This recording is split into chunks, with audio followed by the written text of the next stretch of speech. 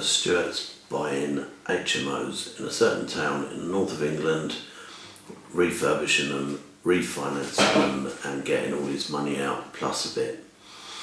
So literally he's being paid to buy properties, and he's going to share what he's been doing and how we've been holding his hand through the process. Right, here we go. Cool. Try and keep up with. Hi Stuart, we got live this time. Hi Glenn. Good evening. Don't we love it when the plans come together? So yeah, sorry about that. Technology was defeating me. Same as me. I'll stick to property and stay away from technology, I think. Totally. Okay. So I know we've been running these as a lockdown rescue type webinars for the last 12, 14 weeks, something like that, and you've done one when we were talking about how the lockdown had affected you, but I now want to make these more into property help, for people looking at different strategies, just like as a help resource for people and a question and answer. So if they're doing stuff and they're stuck or they're not quite sure what to do, it gives them a lot of valuable information, a lot of golden nuggets. So Stuart, could you start off by telling everyone what your background was before you got into property or decided to get into property? Yeah, sure. So I'm qualified in finance by trade. So I was a corporate CFO and then an MD. Basically just helping businesses turn around, buying businesses, growing them, selling them. That's what I did for the majority of my career. And then, just a couple of years ago, I made a bit of money for other people, and I kind of got to that point in life where I wanted to do something for myself. So I started my journey on property investing and developing a couple of years ago. Yeah, and you decided you liked the HMO strategy. You learnt some stuff from another trainer, good stuff, it suited purpose, and you bought yourself, was it 1 or 2 HMOs? Yeah, absolutely, that's dead right. And as you say, HMOs were attractive to me just in terms of what appeared to be very good numbers relative to kind of single lets, etc. And you're right, that's what I did. I got some training and started my journey, and then I wanted to, I saw yourself and you talking about more sophisticated approaches to invest and develop, and so we thought working together and learning from yourself to help me, go further forward. So you bought, I think, was it a couple of properties you bought before you found us, and you left quite a lot of money in both of them? Yeah, I mean, the first 2 properties, actually, to be honest with you, I think I left 20 grand in each of the 2 properties. And to be quite honest with you, from that, I was quite happy with that, if I'm honest, because they were both doing over 30% return on capital employed. So for me, that was very good. But of course, you then have the problem of ultimately running out of capital. So what I did then was basically, if you're leaving 20 grand behind in every deal, when you're starting off with 100 grand, you can buy 5 properties, and once you've bought the 5 properties, you've got your cash flow of roughly 700 quid each, so you've got 3.5 grand a month, but then you're stuck and that's it. Yeah, exactly. That's the problem with investing when you're starting off with 100, 200, 300.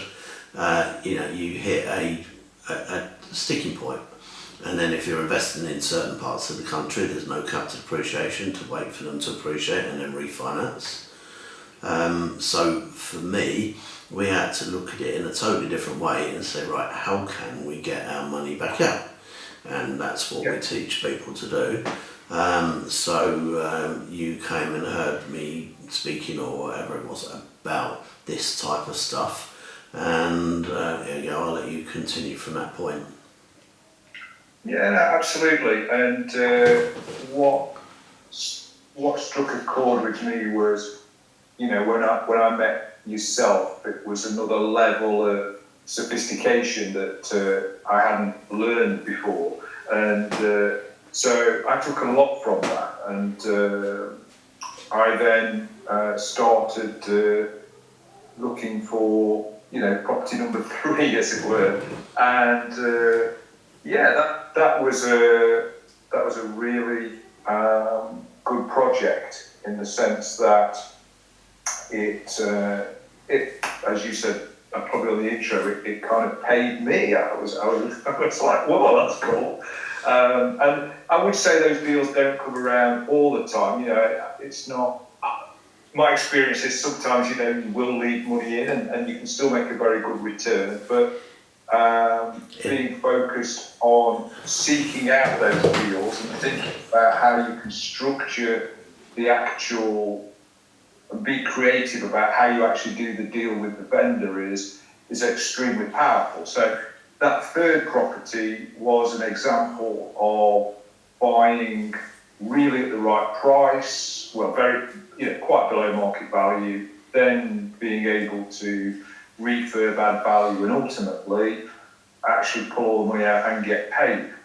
And the fourth one that I did was an example of using a more creative agreement with the vendor that enabled me effectively to recycle the money back round through the process. And I left some in there, but I think I probably left 10 in that one, and I probably left 20 in them both if I'd have not learned what I learned on that journey, if that makes sense. Yeah, so the first two you left 20 grand in, then you found us, and then you got 9 grand back out of your first one. Yeah. And the second deal you did, you were refinancing it during lockdown, so you had challenges with evaluation. Yeah, well, that one, you're right with that, and I think that fourth one, actually, to be fair, we finished that before lockdown, and we left. I can't remember. We either left 9 or 10 into it. Yeah, because at one point it looked like it was going to give you 20 grand cash back. Well, that was the fifth deal we did, and that honestly that is a whole bunch of lessons there as well, where we had on that fifth deal, we had a pre-valuation done, and the pre-valuation was set to actually pay us 20. And when we had we did all the works, and in fact, the works, it didn't really cost any more, but it was done at a little bit higher standard. So I was pretty optimistic when the valuer came around, just in terms of check off all the work that we've done. In fact, I've done a bit more, and you talk to the valuer to make sure that you put yourself in the optimum position. And then I was absolutely gobsmacked to find that the valuer had then come back and said, "I know, we're going to value it at this level." And so we went from thinking we were going to get paid 20 grand to basically leaving a couple of grand in. I mean, and frankly speaking, by any stretch of the imagination, that's a great deal, but at the same time, it was really? That's a 40 grand. It makes a difference between never running out of money or running out of 20 grands. Because if you get 20 grand cash back every single time, then you're actually making, if you're doing 10 a year, you're making 200 grand in cash back a year. Exactly. So, rather than leaving 200 grand in, which, not many people have got that amount to do. Now, once you get to your initial 10, and you've got 7 grand a month coming in, then you could actually use that to leave in if you had to, and you've got the ball rolling and you've got that perpetual growth.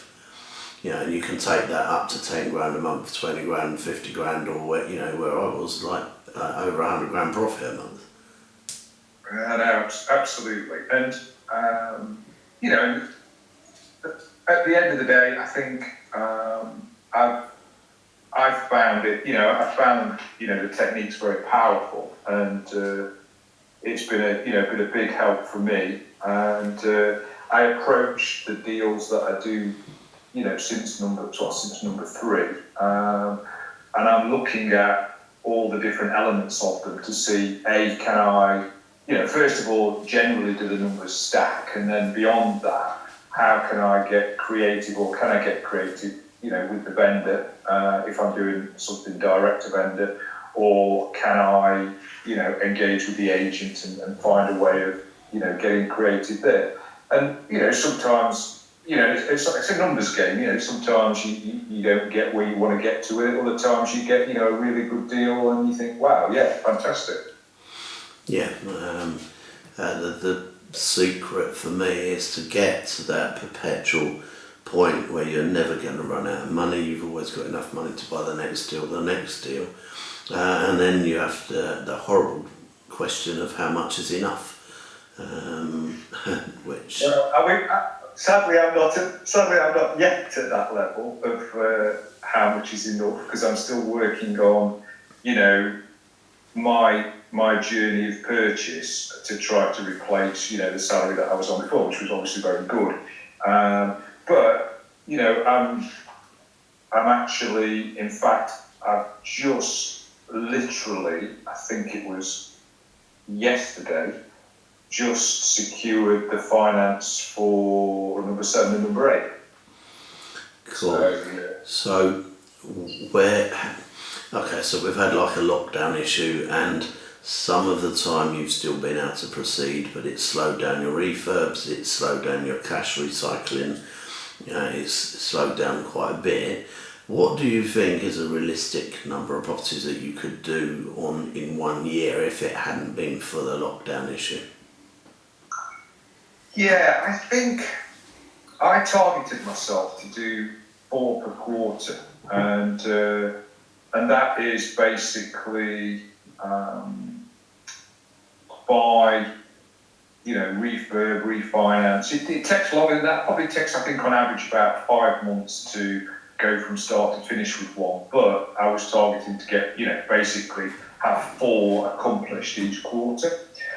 I think, as you just said, lockdown has really, it's been tough for obviously for everybody, but it's certainly impacted on what we can do. I think realistically, depends how much time you've got and how much effort you put in and how much stress you can handle. I think it's definitely realistic to be doing 2 a quarter. It's doable to do 4, but I think it just depends on what stage of your journey you're on and all the rest of it. I always say to people that if you're put the time and effort in, you can pushing it, but comfortably pushing it. So you're pacing yourself, do 10 in a year. Yeah, I think so. And the reality that I've found as well, just how with the capital pot that I have got, you've got to, depending on how you create the deal with the vendor. You talk about delayed completions, whether you do that or I haven't. Actually, that's not true. I have done a delayed completion on one of them, but I've tended to find that I've needed to put some funds in and then I pull it back out, at the end. So you've got that timing scenario there to deal with. Cash flow, yeah. Yeah, cash flow, depending on what type of deal you've done. And you messed everything up to a little bit from a flow, or what I call the funnel, because you went to America for the Super Bowl, didn't you? Oh, yeah, that's it. Yeah, absolutely. And I think actually when I reflect back on this year, I came into the year with 2 and 2 others that I'd already bought, and it turned out that property 3 and 4, I got those sorted in quarter 1. Property 5 and 6 were due really to be done realistically in quarter 2.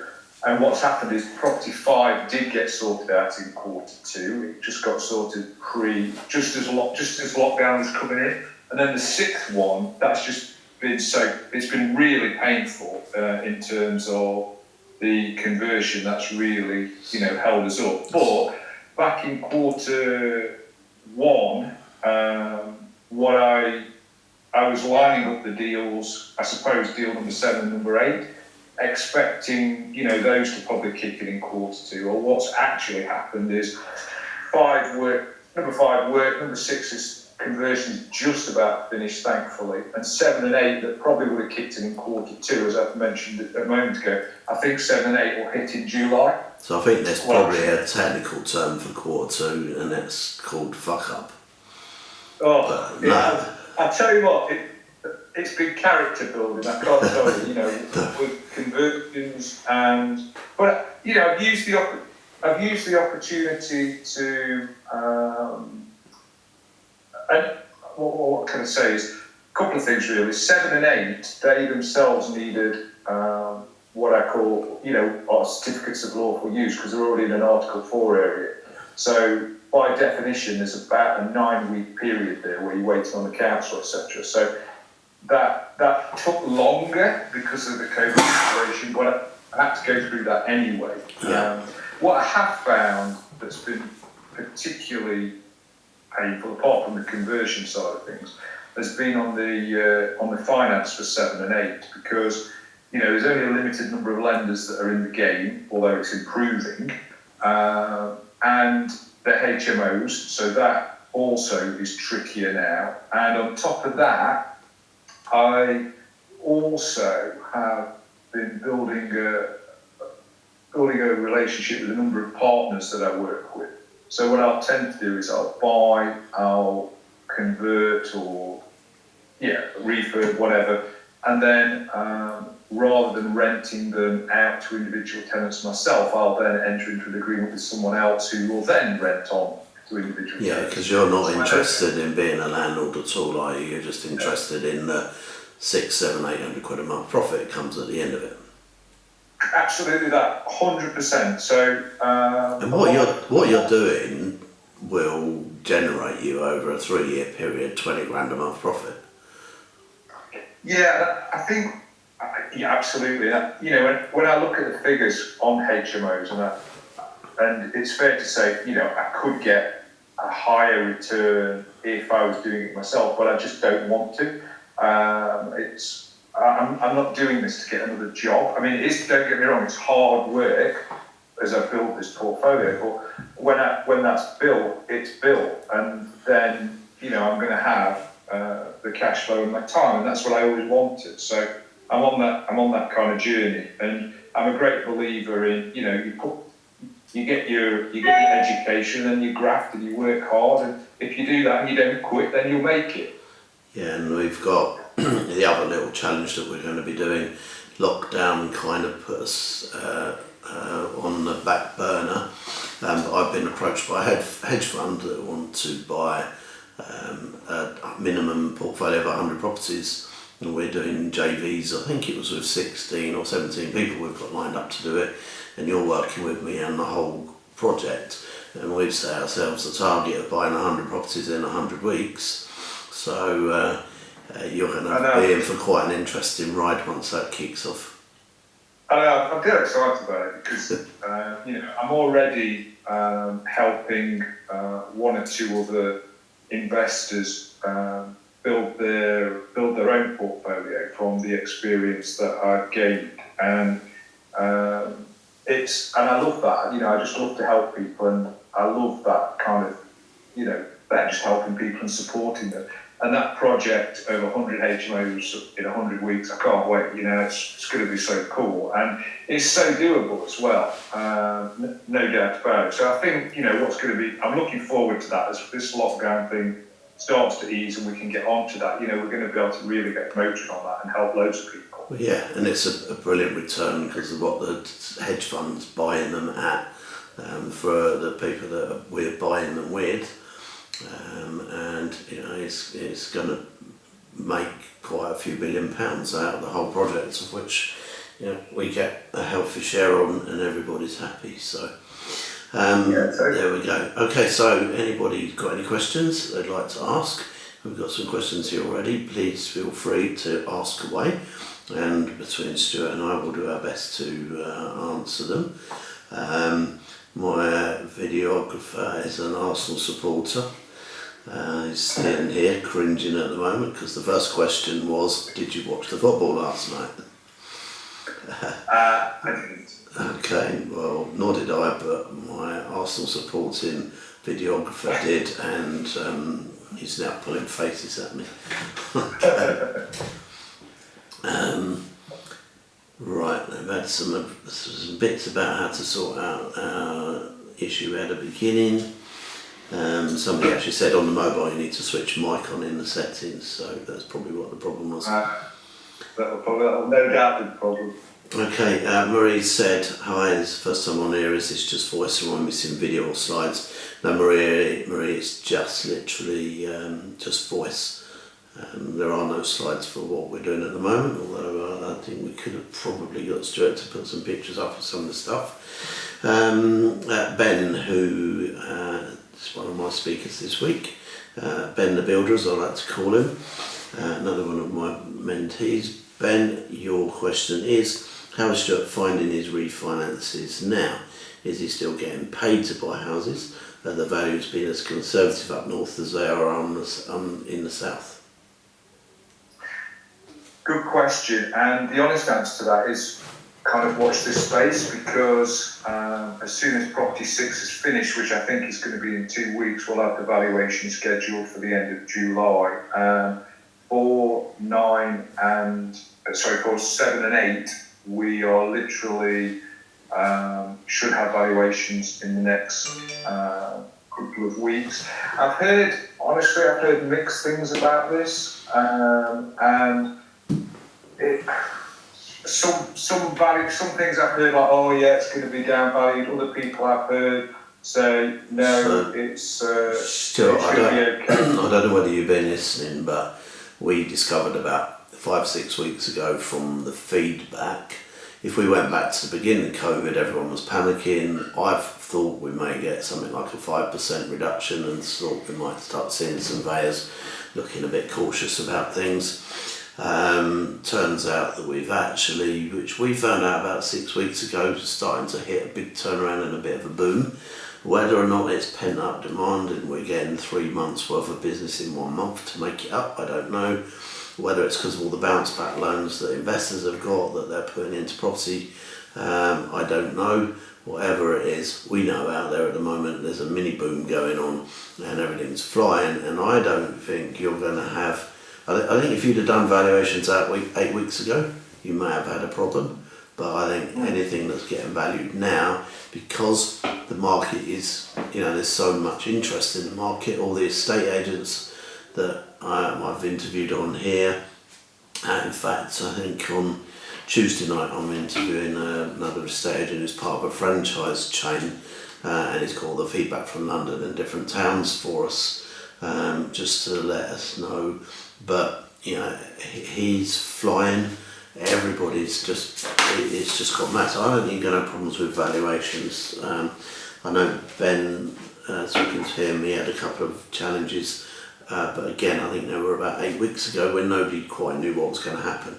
But the property boom now has just defied logic, But I think we were sitting behind a start of a boom anyway, from when Brexit was announced as being sorted.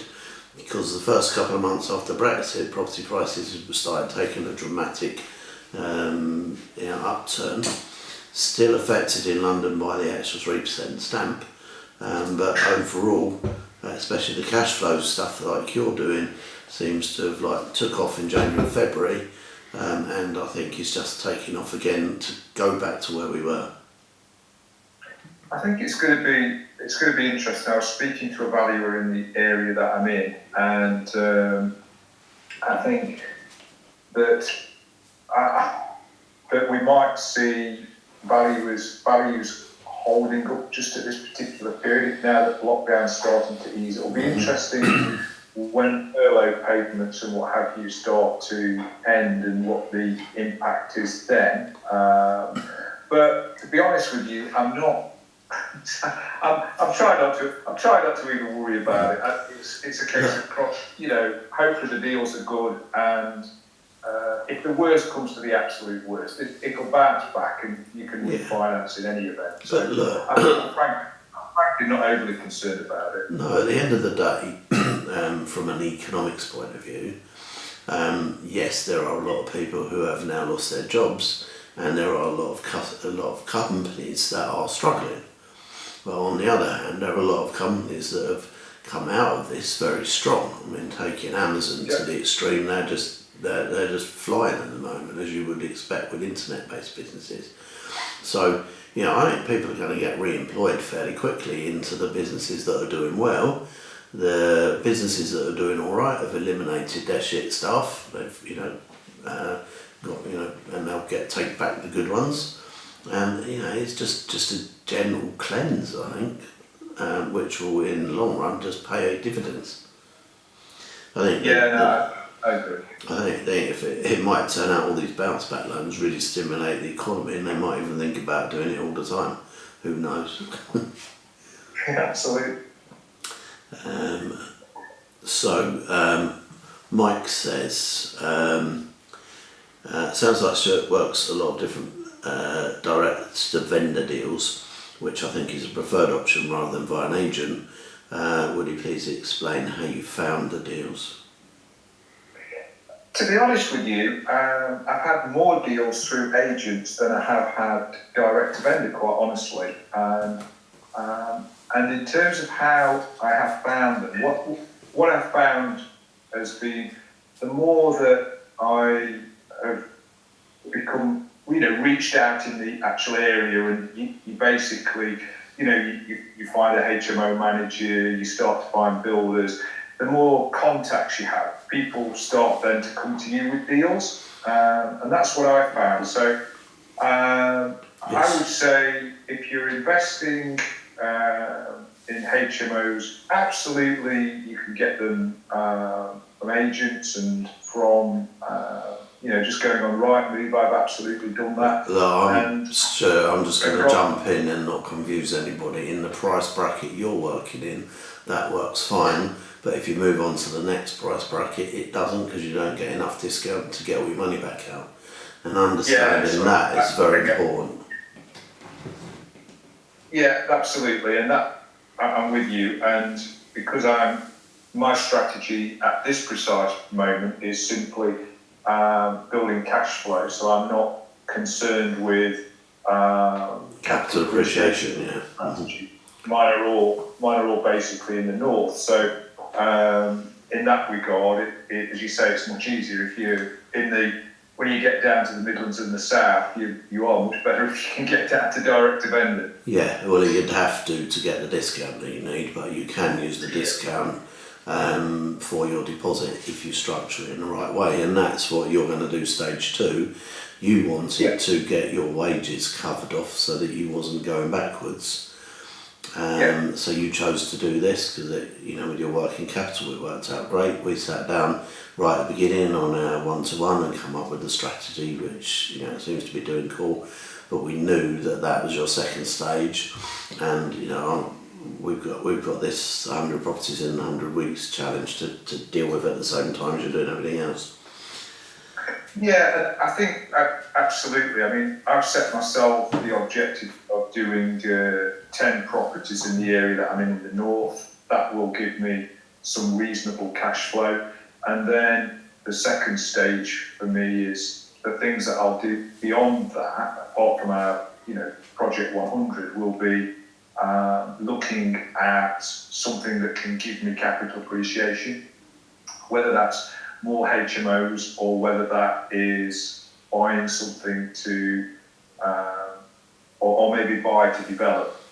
Something that's going to be generating me value, and chunks of cash probably will be phase 2, as it were. That, by the looks of things, I'm pretty confident that before the end of the year, this year, I should be at the 10 HMO mark, and I should be in a situation where Project 100 is driving forward, and also at the same time, I've got my decisions made around which area and what type of thing I'm going to do in the next phase. Mm-hmm. And we've had a few conversations about the next level for you. We are just finalising the last few bits and pieces. One of the reasons is for the webinar is to talk about this, and as of next week we should have it to a position where we can launch it. So Tina says, how do you get the hedge fund? What is it? So it's a New Zealand hedge fund that's come to me and said they will pay 8 times cash flow for a portfolio of a minimum of 100 properties. So 8 times cash flow for me when we're buying properties that cash flow 1,500 quid a month is going to be it means basically we're paying between 90 and 120 grand for properties that the cash flow payment will be 180 plus per property. So when they buy them, so there's a big chunk of profit in there that we're going to split 50-50 with everybody who's buying them. So right, so Paul says the HMOs being accumulated, are they all from one particular area? Paul, yes, and it's important that they are, because you don't want a scattergun approach buying properties from all over the place. One management agent will deal with it all, and you have a relationship with them, and if they're crap you move on to somebody else, and you never ever move on to your second property until your management agent is running really cool, otherwise you can run into cash flow problems. So yeah, focus in a area.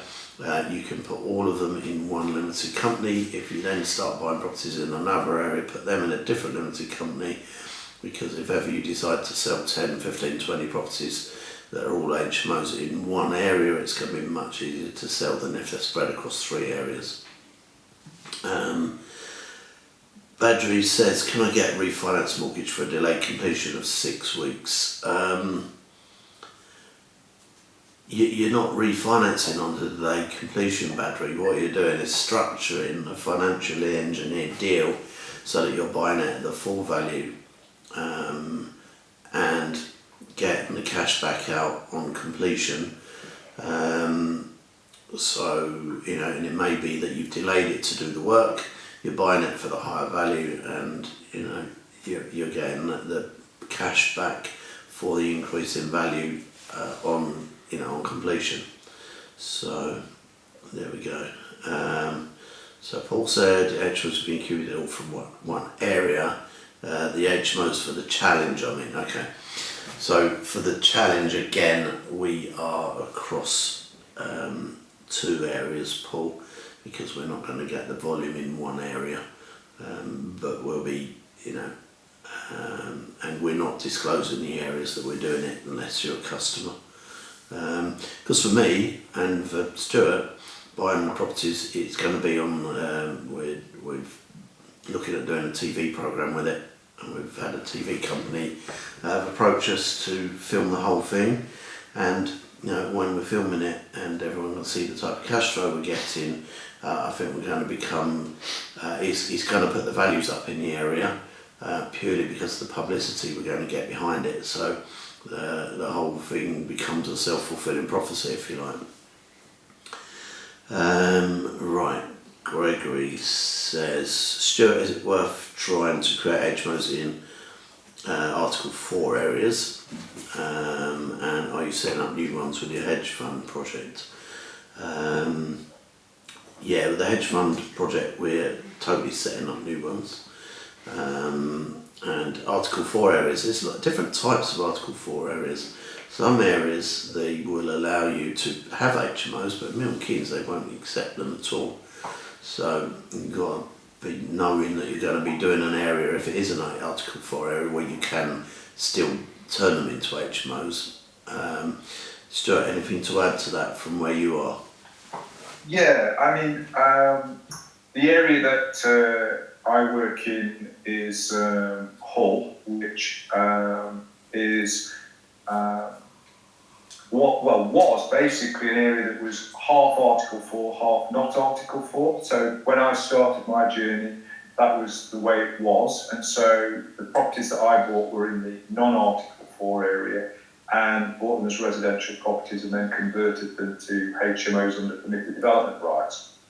Hull now is all Article 4. Well, I say all the whole of the city isn't, but the places that you want to do it are. Yeah, because that was the first bit of research that you did, was to speak to the agents and spend some time in the area and get feedback from lots of different agents, not just one, as to, because in most towns there are a few areas to avoid, and there are some areas to concentrate on. I don't like, and I've never liked, the student side of things, because it's very volatile, in that if the university moves, which happened in Leeds and caused chaos, if they build their own purpose-built university accommodation, because of the profit they make from them, that kills off the investor market, and the properties devalue. If I understand that Cambridge are next year going right across to putting everything online. So all of a sudden you end up not having students living in the area and working from abroad. So it's kind of messed the area up a bit. Following up, just to follow up on that final bit on that Article 4 thing, and also your comment just, now that the properties that I'm buying are in Article 4 areas, and I'm obviously looking for ex-HMOs, or sorry, not ex-HMOs, or HMOs that are, run down, tired, something that I can do to them to, refurb them, create different quantities of rooms in them. So it is possible to get property in Article 4, but you just have to acknowledge it's a lot harder work, and you have to be very careful as well if you're going to do that, and understand what the particular requirements are. So, for example, when you've got a HMO that has what they call grandfather rights, in other words, it became a HMO before Article 4 came in. Yeah, you still have to get your certificate. It can still be used as a HMO, but you ideally need a certificate of lawful use, and that's what I was alluding to earlier tonight when I was talking about 8 to 9 weeks. So when I look for a property, the two that I'm buying, number 7 and number 8, are ex-HMOs that are tired, run down, but have now, the deal that I did with the vendors was subject to them getting certificates of lawful use. And be very, very careful if you're going to go into that particular arena, because people will tell you all sorts of things. And in fact, I don't know the individual, but I know somebody the other week, well, I'll say the other week, it was probably 6 weeks ago now, who saw a couple of HMOs, and I was aware of them myself, rushed out, paid cash for them, and they don't have certificates of lawful use, and that is a real problem. And that was a really bad deal. So you just have to be careful with what you're doing if you're going to do that. For other areas, but Stuart, I'm just going to interject there. That someone who's taken a shortcut thinks they can do it better, and they haven't got a mentor or somebody who knows what they're doing. Because, like, if you know what you're doing, you don't let your students fuck up like that. Yeah, no, I totally agree. I totally agree with that. And your point there as well about the changing student market. We don't do student market currently, and that's fine. There's nothing wrong with doing student market. It's just that we don't do that side of it. And interesting, Hull has just had that same thing that you just talked about a moment ago, where they've invested in their own campus, and there is a lot of HMOs currently, a lot of landlords that are really struggling, and there's quite a lot of, oversupply of property effectively in Hull. Now, that for me with the COVID situation is, I think, a good thing, because it gives me opportunities, because I know how to deal with the certificates, the HMO stuff, and pick up some properties reasonably. And you've got your exit. You've got your exit strategy covered by, renting them to the people that you rent to, as a, one that they basically um, are like an association, so that they take the whole thing off you, so you don't have to worry about the cash flow side of things, because it's taken care of. Yeah, and I mean, I've put a lot of time, effort, and energy into building relationships with 4 key organisations, and in fact, property number 7 and property number 8, the lease is already signed, and the moment that property is purchased it'll be in the next 3 to 4 weeks, there's probably a week to 2 weeks worth of work that needs doing on the particular 2. They're very light refurbishments and changes that need to be made, and they'll be immediately cash flowing. So that is something I've worked very hard to do, and we've got some good relationships now with a number of key players, so that's cool. Okay, look, Stuart was drifting into, we normally finish around 8:45 to 7 o'clock.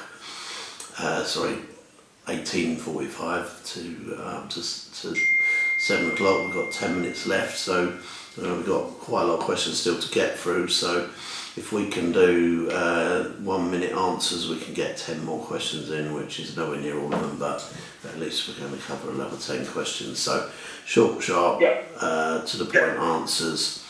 And Victor says, do you think it's possible to find purchase lease options in London? No. Okay, there you go. One answer. Sped that one up. Purchase lease options. People are reluctant to do lease options on deals in London because of the capital appreciation. They don't want to miss out on it. I think if you were doing stuff in the 4, 5, 6 million pound bracket at the moment, with the market dropping in that area, you might be able to do something. But it's a totally different strategy in London to what we run in up north. I've been doing this since 2004. So we're doing it 16 years, and I've been teaching for 15 years, and I've got thousands of students all around the country, and we kind of know what works where now. It's not something that works in London on a maintainable volume basis, for definite. Not to say you never ever get the odd 1 or 2. Right, Gregory says, how much does getting a property complaint cost, please? But I think that's compliant. So how much does it cost to get a property compliant? Don't know, is it still around about £5,000 for HMO regs? Yes, I would say so. Could be a bit more with fireboarding of ceilings, depending on which council and what size of property you're doing. But if you said 5 should be fine. But if you said 5 to 7, it'd be something like that, I think. Yeah, it was a little bit. Everything was cheaper when I was doing it, but we had to have hardwired fire systems, which you don't have to have anymore. So there we go. And the fire audit is quite important, because one fire I had in one of the properties was by a downstairs tenant who hated the upstairs tenant and set fire to his bedroom to try and burn out the tenant above him.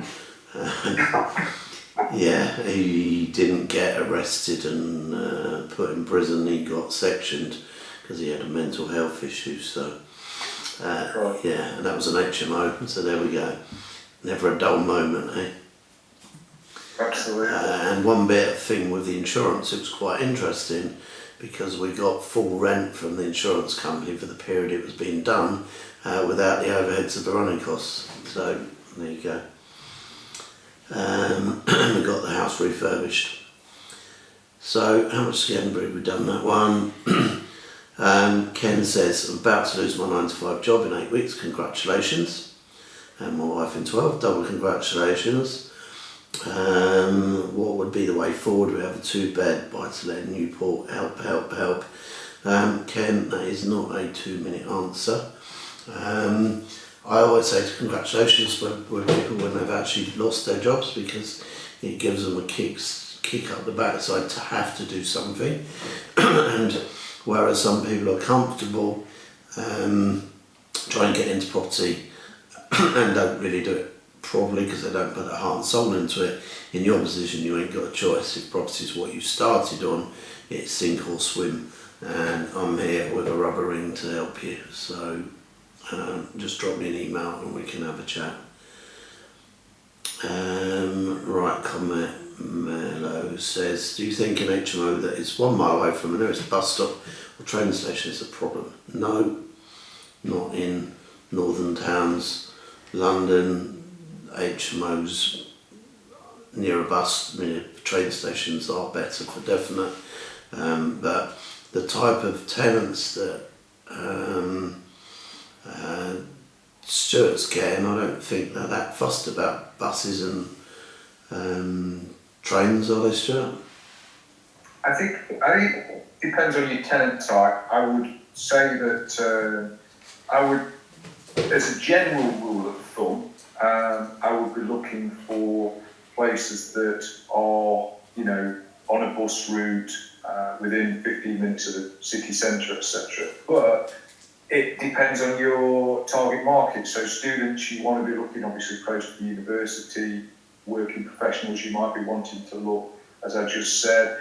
If you're providing to a social housing provider, then not so important. What is more important than those general rules is understanding the area that you're going for and understanding with local people, HMO managers, what the particular relevant good postcodes are and good streets are to do these things in.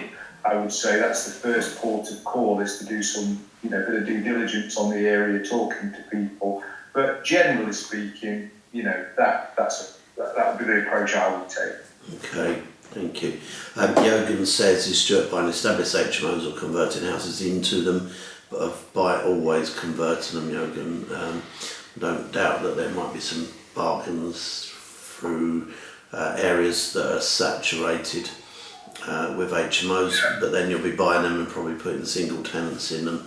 But the money is in buying properties at underpriced. Landlords that HMO properties don't tend to sell them at bargain prices. So yeah, we're looking for properties with work. When we've done the work, add value, give us all our cash back, recycled cash, buy the next one, buy the next one, buy the next one. Right, Flora said, with the property management, who's in charge to bring in the tenants, landlord or manager? Whoever's managing the tenants, Flora brings in the tenants. Fokin says, hi, it's a great interview. There you go, Stuart, you're being appreciated. I'm a newbie, some of the numbers sound astronomical to me, e.g. 100 HMOs in 100 weeks. How many HMOs are on sale in the country? Best regards. Fokin, we're not buying HMOs, we're buying properties to convert into HMOs. So that's the main thing to remember for what we're doing. Mike said he had a valuation yesterday and exclamation mark positive. Cool. Steve, Mike. let's just go through some of the bits and pieces. JV Partners, we're doing through the 100 properties in 100 weeks, so that's exactly what it is. So drop me an email, anybody's interested in Stuart going out and buying you 1, 2, 5, 10, 20 HMOs ready to sell on to a hedge fund. You've got to be prepared to sell them at the end of it, and you'll be contracted to do so. But it will be a great lift in the value between what you pay for it and what we sell it for, which is exactly why we're doing it. If you work out, if we've got a 60-70 grand differential between the purchase price cost, overall cost, and the end value, what is 100 times 60 grand? Stuart, you're the finance expert. Oh, it's a lot. You run out of fingers, didn't you? Yeah, I mean, Stuart and I are looking to lift £1 million each out of it, so we're taking like 25% each, and everybody else is getting half. So, you know, it just depends on how many properties you're getting. But there we go. Right, Stuart, the questions go on and on and on and on. So Emerson, yes, we are looking for investors in the 100 projects. So again, drop me emails, glenn@glenarmstrong.com, and I'll get Stuart to give you a call in the near future. Expect something happening in the next 7 to 10 days. Right, we've run time, Stuart. Thank you very much for joining us again. Always a pleasure. Thank you for having me. I'm pretty sure we'll get some emails from everyone saying, please can we have Stuart back? As I said, I'm trying to adapt these, what was Lockdown Rescue, to help people through the lockdown period into just help people with their portfolios and portfolio growth. I think that contribution has been done very much by you this evening. Thank you, Stuart. Thank you everyone for joining us. Tomorrow is Friday, and Friday is always a Jeep mortgage broker for your mortgage questions. And then next week, I know we have got an estate agent lined up on Tuesday who's done one already. And I've also got a very interesting concept of a company that will lend you, if you're buying a limited company, 20% of the deposit that you need. So they'll lend you 20% of the deposit in return for 20% of the capital appreciation and none of the rent. So I'm going to be interviewing him on Monday, so don't miss that one. And yeah, that's kind of where we are. So thanks very much everyone for joining this evening. I hope you all have a very good evening. Take care. Don't get complacent about the current situation. Please take care, and I look forward to speaking to you all tomorrow evening. Thank you, Stuart. Thank you.